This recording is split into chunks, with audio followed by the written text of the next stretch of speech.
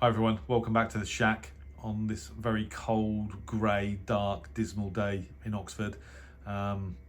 Still feels like the sun didn't really rise above the horizon properly this morning. I've just recorded the video regarding my having surpassed 3,000 contacts on FT8, and I realised that I don't think I've ever shared with you guys that I use Simon's World Map.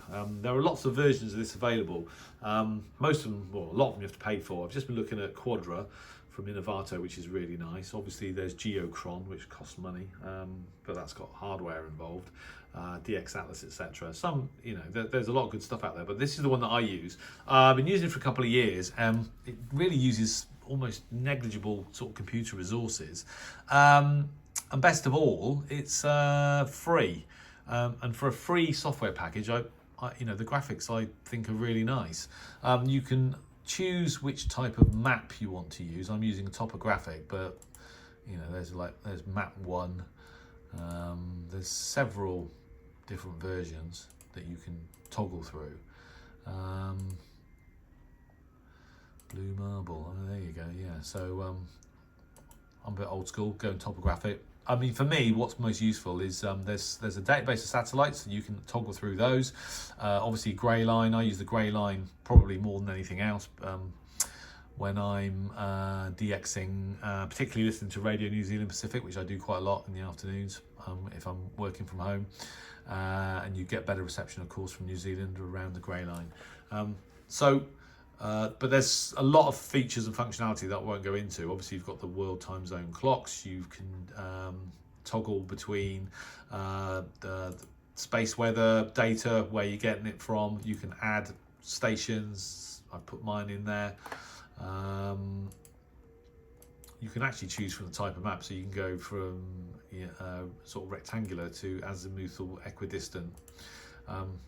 There's way more on here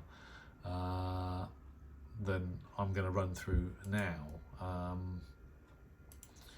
It's just a really nice piece of software, and as I said, it's free. You can even connect your rotator, and you can sort of set the path using this bit of software, which I think is brilliant.